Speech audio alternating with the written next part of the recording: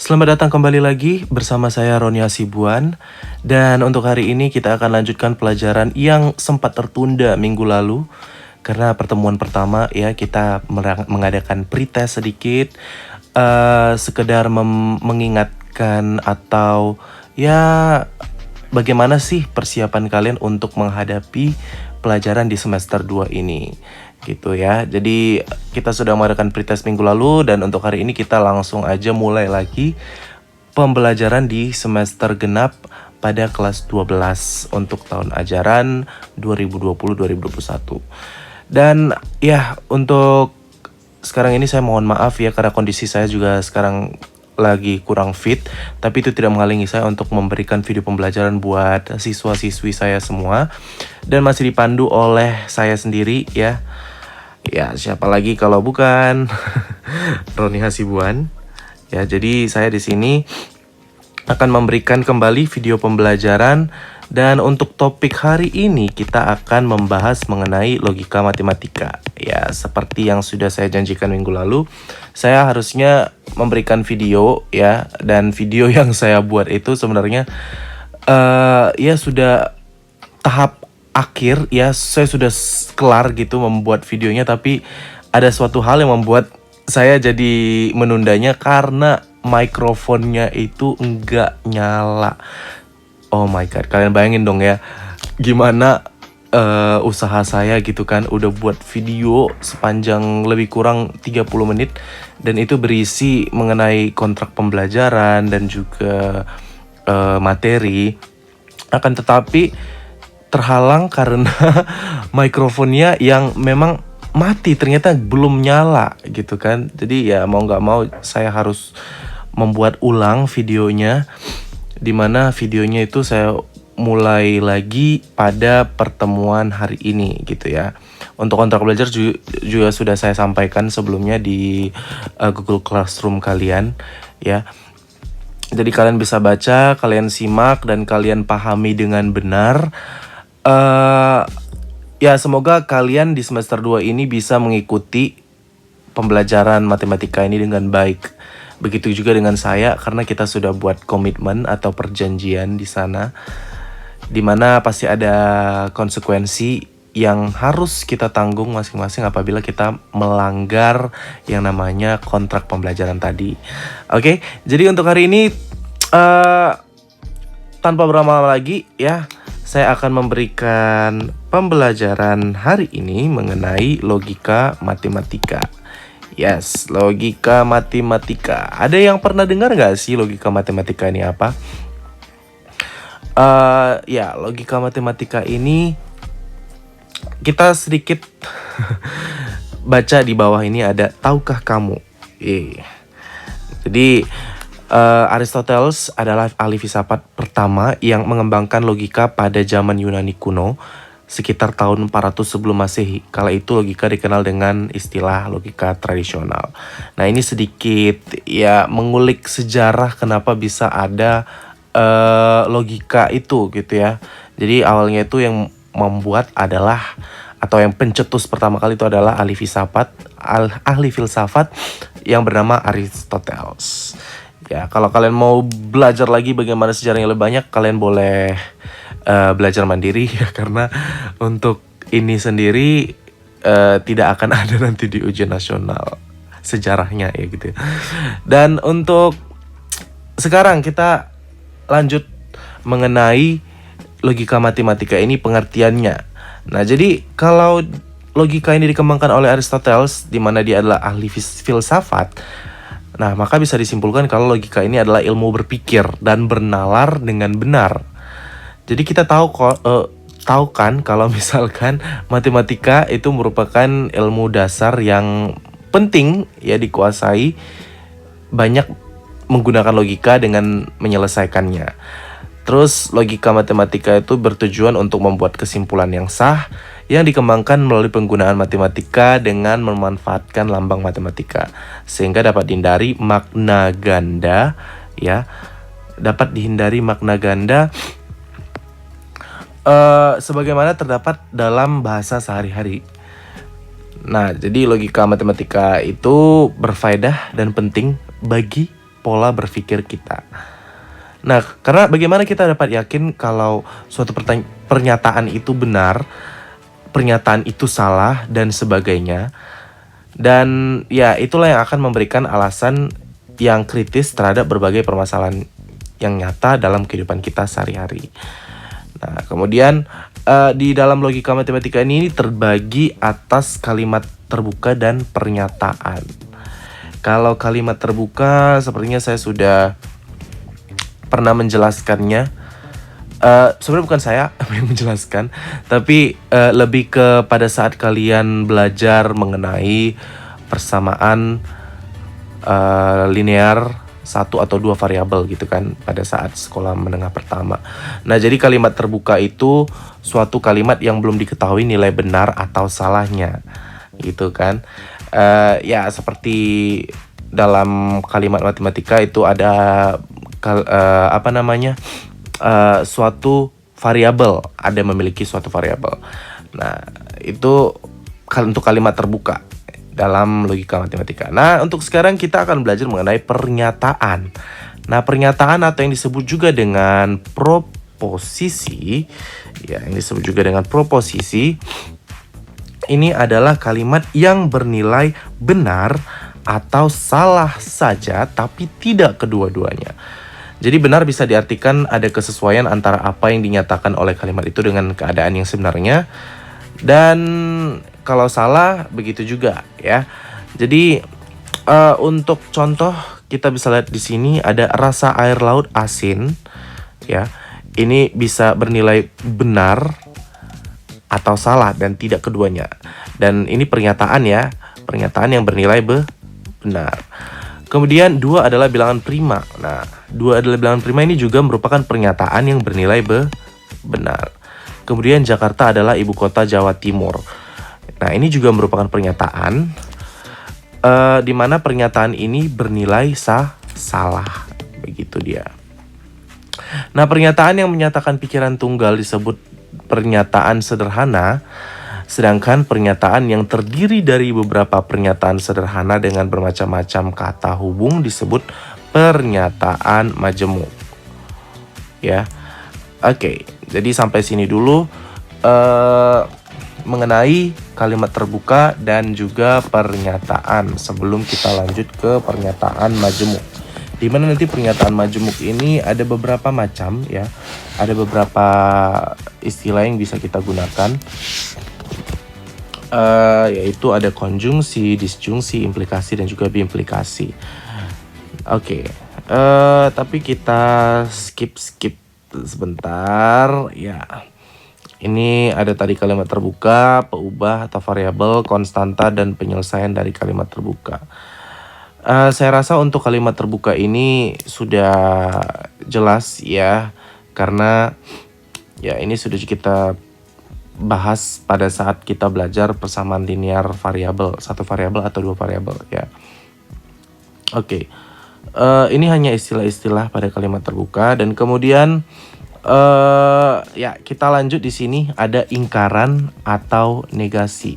Kita langsung ke operasi pernyataan. Ya, ini adalah bagian dari operasi pernyataan. Nah, untuk operasi dari pernyataan ini kita bahas mengenai ingkaran atau negasi dari suatu pernyataan. Nah, ingkaran atau negasi suatu pernyataan ini ya misalkan kita punya pernyataan yaitu P dan ingkarannya itu dinotasikan sebagai ya ini ya negasi P, atau juga bisa lambangnya seperti ini. Kemudian apabila pernyataan P bernilai benar, maka pernyataan negasi P bernilai salah. Ya, jadi dia lebih ke kebalikannya. Nah, sebaliknya bila pernyataan P bernilai salah, maka pernyataan negasi P bernilai benar. Oke, itu saja untuk operasi pernyataan negasi. Ya, kalau contoh kita lihat, misalkan si pernyataan P itu adalah Putri memakai baju putih. Kemudian negasi P-nya adalah tidak benar bahwa Putri memakai baju putih atau Putri tidak memakai baju putih. Ya. Dan contoh berikutnya, kalau misalkan kita punya pernyataan ki, ini pernyataan ki di mana katanya 3 tambah 2 sama dengan 7. Ini adalah sebuah pernyataan yang bernilai salah. Maka negasi ki adalah 3 tambah 2 tidak sama dengan 7, di mana pernyataan ini bernilai benar. Begitu juga untuk contoh yang R, bisa kalian bahas sendiri ya. Dan untuk sekarang, definisinya, ingkaran atau negasi suatu pernyataan P adalah pernyataan negasi P yang bernilai benar jika P bernilai salah dan bernilai salah jika P bernilai benar. Nah, untuk tabel kebenarannya dari negasi ini bisa disajikan di bawah di slide ini ya. Bisa kalian lihat kalau P-nya adalah benar, maka negasi P-nya adalah salah.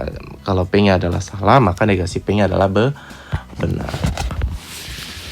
Oke, itu dulu untuk ingkaran atau negasi.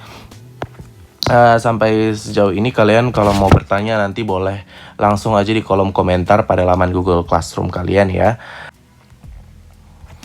Dan ini ada dia latihan-latihan yang bisa kalian kerjakan. Ya, latihan-latihan ini bisa kalian kerjakan secara mandiri maupun berkelompok. Dan yang pastinya ada beberapa soal nanti yang akan masuk ke dalam ulangan kalian. Oke, jadi untuk ingkaran atau negasi saya kira cukup dan kita langsung masuk ke operasi pernyataan yaitu konjungsi. Konjungsi adalah pernyataan majemuk dengan kata penghubung dan. Nah, jadi konjungsi dari P dan Q itu dituliskan dengan notasi ya seperti ini. Dibaca itu adalah P dan Q. Jadi ini pernyataan yang bernilai benar jika P benar dan Q benar. Nah, selain daripada itu dia bernilai salah. Nah, secara umum tabel kebenarannya itu bisa dilihat pada ini, pada tabel ini P dan Q, di mana jika P benar, bukan jika P benar dan Q benar, maka P dan Q benar. Kemudian P benar, Q salah, P dan Q bernilai salah. P salah, Q benar, P dan Q bernilai salah. Kemudian P salah, Q salah, P dan Q bernilai salah. Itu dia untuk tabel kebenaran dari konjungsi. Untuk contoh kita bisa lihat ya, pernyataan P, Bung Hatta lahir di Sumatera Barat. Ini pernyataan yang bernilai benar. Bernilai benar. Kemudian Bung Hatta meninggal di Jakarta, ini pernyataan benar. Maka P dan Q-nya kita bisa bikin Bung Hatta lahir di Sumatera Barat dan meninggal di Jakarta, itu adalah pernyataan yang bernilai benar. Begitu juga contoh yang berikutnya, sekarang hari Rabu, saya belajar matematika. Sekarang hari Rabu dan saya belajar matematika. Begitu. Oke.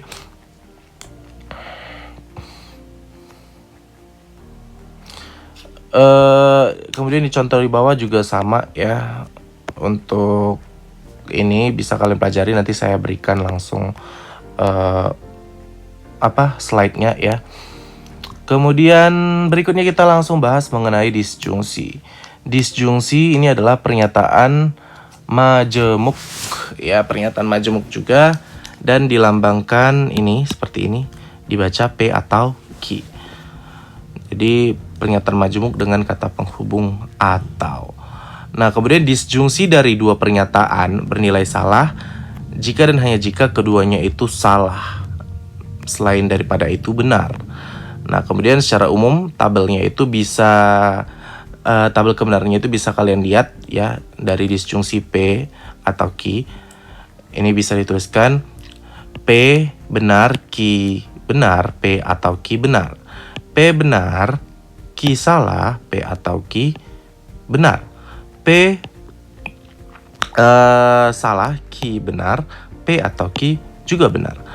P salah, Q salah, P atau Q salah. Nah, jadi itu tadi yang membedakan ya konjungsi dan disjungsi. Kita ulangin lagi. Kalau P dan Q, ya, kalian lihat aja. Ya, ini dia membentuk seperti huruf N ya. Jadi kita tambahin aja dan gitu.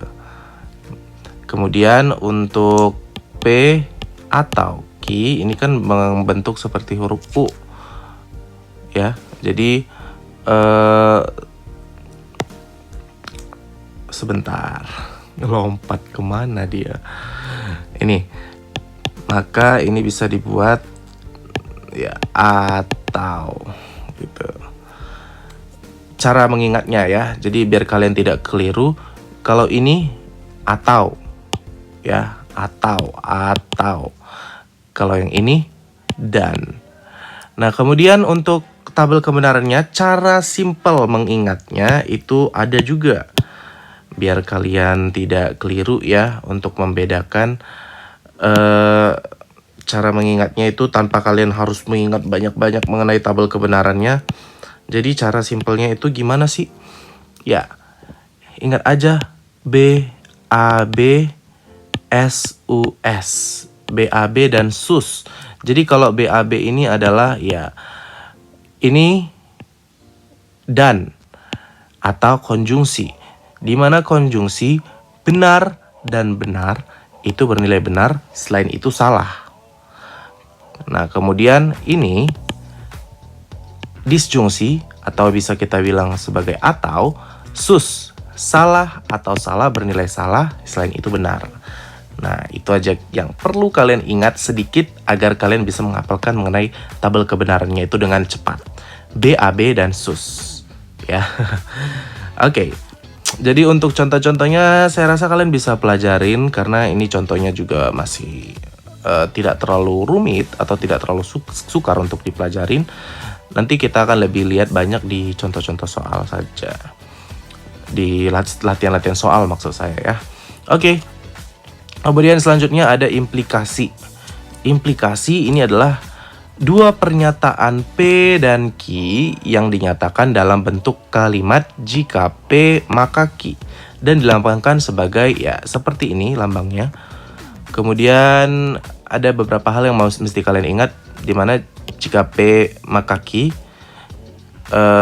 itu bisa dibaca ya jika P maka Q, kemudian P hanya jika Q atau Q jika P atau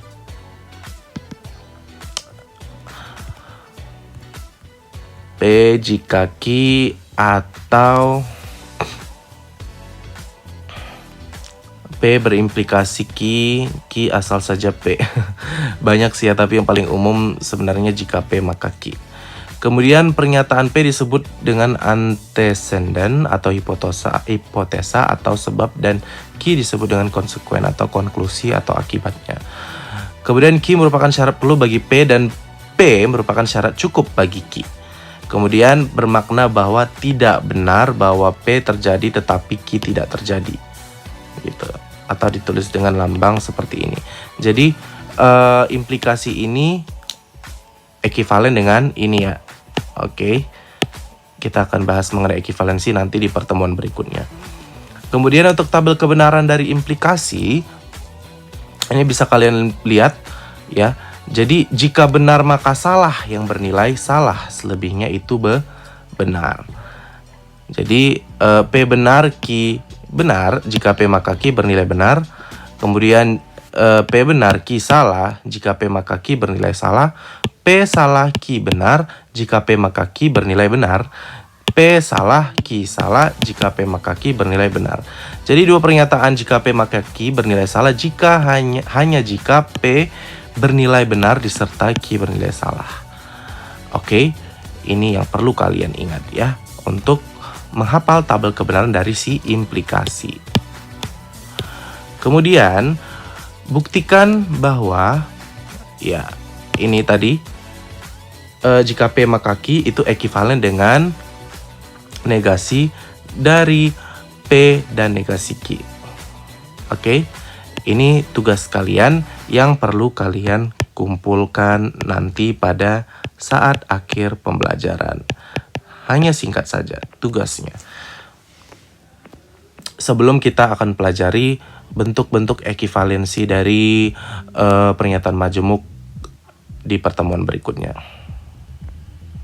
Nah, untuk yang berikutnya kita akan lanjut biimplikasi. Biimplikasi itu dua pernyataan P dan Q yang dinyatakan dengan lambang P jika dan hanya jika Q. Ya, jadi lambangnya ini seperti ini, dibaca P jika dan hanya jika Q. Kemudian ini mengandung makna jika P maka Q benar, dan juga jika Q maka P bernilai benar. Atau dengan kata lain, ini merupakan singkatan dari dua implikasi, jika P maka Q dan jika Q maka P. Nah, itu dia untuk biimplikasi. Bisa kita lihat di tabel kebenaran biimplikasi, ya. P benar, Q benar, kemudian biimplikasinya bernilai benar. P benar, Q salah, biimplikasinya bernilai salah. P salah, Q benar, biimplikasinya bernilai salah. Kemudian P salah, Q benar, Q salah, maka biimplikasinya bernilai benar. Nah, jadi dua pernyataan itu bernilai benar jika P dan Q mempunyai nilai kebenaran yang sama gitu. Jadi benar-benar benar, salah-salah juga benar. Selain itu salah gitu loh. Nah, kemudian tugas kalian yang kedua, buktikan bahwa biimplikasi dari P dan PQ, ya, atau bisa disebut P jika hanya jika Q itu ekivalen dengan ini tadi ya, dua implikasi, jika P maka Q dan jika Q maka P. Nah, ini juga tugas kalian, tugas ya. Jadi ada dua buah soal tugasnya. Kemudian tugasnya ini nanti kalian langsung aja bikin ke dalam bentuk tabel kebenaran. Ya, kalian bentuk ke dalam tabel kebenaran. Oke. Untuk tugas, saya rasa kalian upload, nanti kalian harus upload ke dalam Classroom seperti biasa, di scan, kemudian jangan lupa tulis nama dan juga kelas kalian ya. Oke, jadi untuk hari ini sampai di sini dulu ya. Oke, sebelum kita lanjut untuk minggu depan, kita akan bahas lagi mengenai negasi dari pernyataan majemuk. Kemudian ada ekivalensinya juga, dan masih banyak lagi yang kita bahas nanti mengenai logika dan vektor. Oke, jadi untuk pertemuan hari ini atau pembelajaran hari ini sampai di sini dulu. Dan bisa disimpulkan kalau untuk hari ini kita sudah banyak belajar mengenai ya apa saja perbedaan pernyataan dan juga kalimat terbuka ya. Itu yang paling atas tadi, yang paling awal kita pelajari. Dan kemudian setelah itu kita menemukan ada operasi dari pernyataan, di mana operasi pernyataan itu ada negasi ya, ada negasi. Dan juga keempat, pernyataan majemuk yang operasinya adalah konjungsi, disjungsi, implikasi, dan juga biimplikasi. Oke, jadi ya, itu merupakan dasar, sangat dasar sebelum kalian melaju ke pelajaran logika matematika yang lebih kompleks lagi.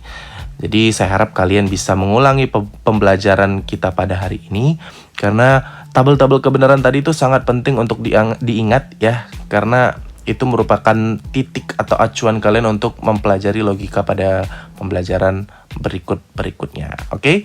Dan ya, terima kasih buat kalian yang sudah mau bergabung di dalam pembelajaran pada hari ini. Dan semoga pembelajaran hari ini bisa dapat bermanfaat buat kalian semua, dan juga bisa menjadi amal kalian untuk bisa berbagi ilmu kepada teman-teman kalian yang mungkin belum mempelajari ini. Ya, jadi buat kalian yang tadi ya, buat kalian semua tadi, jangan lupa untuk mengerjakan 2 buah tugasnya yang saya minta ya, dan bentuk ke dalam tabel kebenaran. Oke. Jadi ya, Untuk minggu depan kita akan belajar mengenai ya ada 2 kalimat majemuk yang setara atau bernilai ekivalen. Kemudian ada juga penarikan kesimpulan. Oke, dan untuk minggu depan saya akan berikan lagi video pembelajarannya. Baiklah, sampai ini dulu pembelajaran untuk kali ini. Terima kasih dan sampai jumpa di pertemuan berikutnya. Nama saya Roni Hasibuan dan jangan lupa untuk tetap jaga kesehatan karena saya juga kondisinya juga lagi kurang sehat. Kalian mohon maklumi keadaan saya ya, jadi suaranya juga sedikit atau konsentrasi saya juga sedikit kurang ya fokus ya. Dan semoga itu tidak menjadikan kalian patah semangat dalam belajar gitu ya. Karena kalian juga masih bisa belajar mandiri karena banyak sekali platform online yang bisa kalian pelajari untuk ya bekal kalian nanti ke depannya. Oke? Dan ya, I'll see you when I see you. Thank you so much and goodbye.